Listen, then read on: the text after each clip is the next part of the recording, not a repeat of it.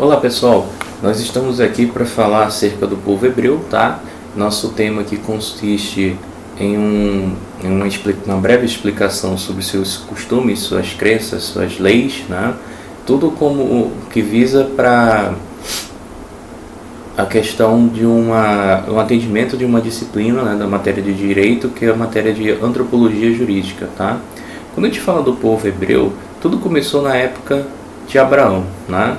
Abraão foi um dos primeiros patriarcas do povo hebreu e a sua missão, né, era uma missão divina, era sair do meio da sua parentela, que era uma parentela que vivia sobre a lei de talião, olho por olho, dente por dente, né, e ir a um lugar onde Deus designasse para que ele fosse pai de uma grande nação.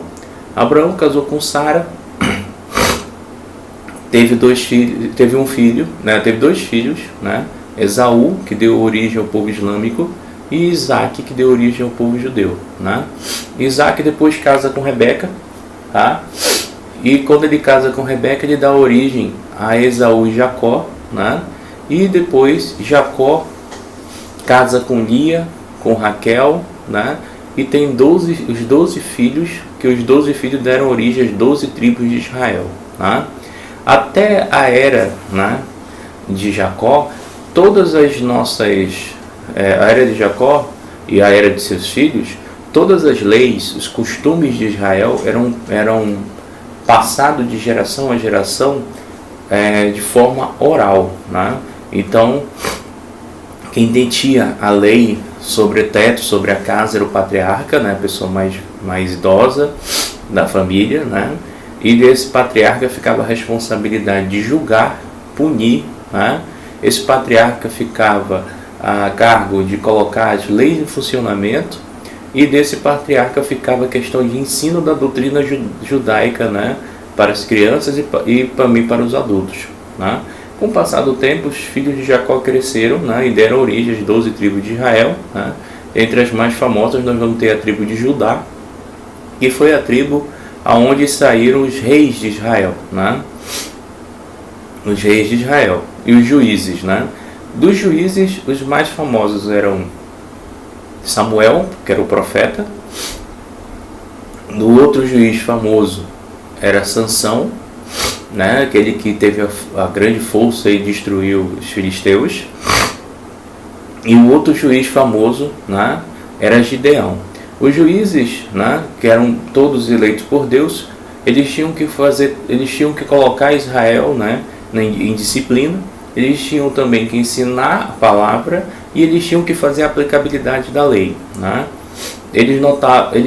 Como eles eram conduzidos por Deus, eles tinham, né, notório conhecimento, né? No caso de Sansão tinha uma força sobrenatural, né? Mas a era dos juízes passou, né?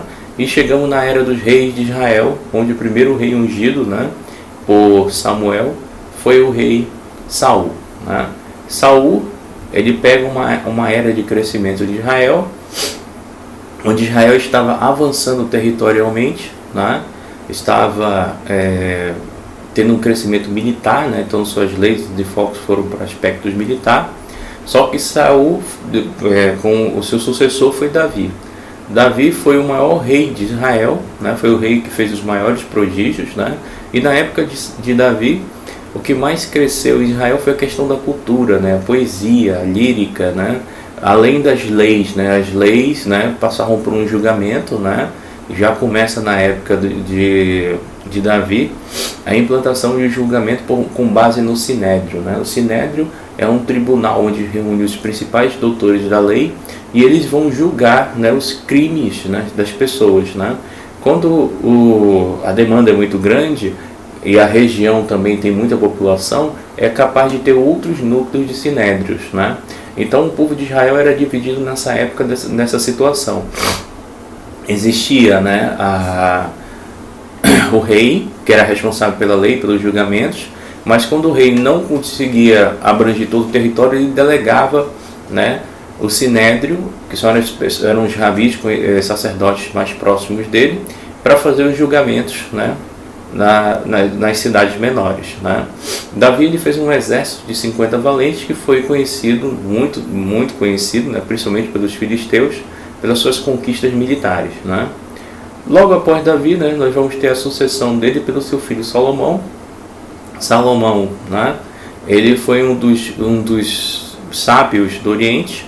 Salomão, além de construir e edificar o templo, né, que foi o templo dos judeus, Salomão também ele deu um legado, né, contribuiu com um legado muito grande para o povo de Israel, que foi a questão dos provérbios, né? É como se fosse uma espécie de ditados, né, populares, né, que foram escritos, né, uma forma de doutrinar Israel, né, a seguir os mandamentos divinos, né? Então, essas épocas foram muito importantes, apesar das conquistas militares, né? Mas a época que mais nós conhecemos e foi a época mais significativa do povo hebreu não aconteceu nessa época. Aconteceu na época em que os hebreus, né, chegaram ao Egito, né? Quando eles chegaram ao Egito, após, né, uma grande fome que aconteceu na cidade no Oriente, principalmente no Oriente Médio inteiro, o Egito era o único lugar que tinha, né, armazenado, né, grandes quantidades de recursos, né, para suportar esses 7 anos de peste que aconteceu. Essa época ainda era a época de Jacó, né, o pai da nação judaica que antecedeu todos esses reis e esses juízes, né. Jacó tinha 12 filhos e um deles, né, foi agredido pelos irmãos e foi vendido como escravo. E para Jacó, os filhos contaram que o filho tinha sido morto por uma fera e eles entregaram as vestes do filho banhadas no sangue de um carneiro para comprovar o fato ao pai. Eles não se agradavam do seu irmão José. José foi para o Egito, foi vendido como escravo, cresceu, né, no Egito, até chegar a ser governador do Egito, né? Só quem tinha poder acima dele era o faraó e depois José. José traz o povo hebreu para o Egito e o povo hebreu do Egito aqui permanece durante anos, né? Por que eu estou dizendo que essa parte é mais significativa, né? Porque depois, né, que os judeus começaram a se multiplicar no Egito, né, um faraó desse um decreto que todas as crianças judaicas, né, judias, tinham que morrer, crianças de colo, crianças recém-nascidas até 5 anos, né? E nessa época uma mãe desesperada jogou seu filho numa manjedoura, né, num cesto, dentro do rio Nilo, né? E esse cesto foi flutuando até chegar, né, a filha do faraó, e então se banhava nas águas do Nilo, né? Esse rapaz, né, vai ser um dos pontos mais importantes da história do povo judeu. Ele se chama Moisés. Moisés, né, foi criado no meio dos faraós, foi criado como um Egito, foi egípcio, foi criado como um príncipe do Egito, né? Só que Moisés, ele cometeu um crime. Depois que ele descobre que ele era hebreu, ele vai defender um hebreu numa briga e depois ele acaba por matar um egípcio, e a pena de morte na época era olho por olho, dente por dente. Ele se matasse, morria, né? Então Moisés foge para o deserto. Quando ele foge para o deserto, ele tem um encontro com Deus e aí acontece a sua transformação. Quando Moisés retorna ao Egito, ele já retorna com outros ensinamentos e ele retorna para o Egito tentando libertar o seu povo. Depois de vários e sucessivos fracassos, finalmente os judeus conseguem deixar o Egito e começam a peregrinar pelo deserto. Fato que aconteceu antes da Era dos Reis e da Era dos Juízes. Tá? Quando Moisés peregrina pelo deserto, né, Moisés ele foi responsável, como ele foi doutrinado, ele teve conhecimento de escrita, como ele teve conhecimento da cultura hebraica, que foi passada de gerações e gerações. Moisés começou a escrever as leis, né? Ele começa a escrever os livros que nós conhecemos hoje como os 5 primeiros livros da Bíblia, que a gente chama de Pentateuco, e os judeus chamam de Torá, que é o livro das instruções. Tá?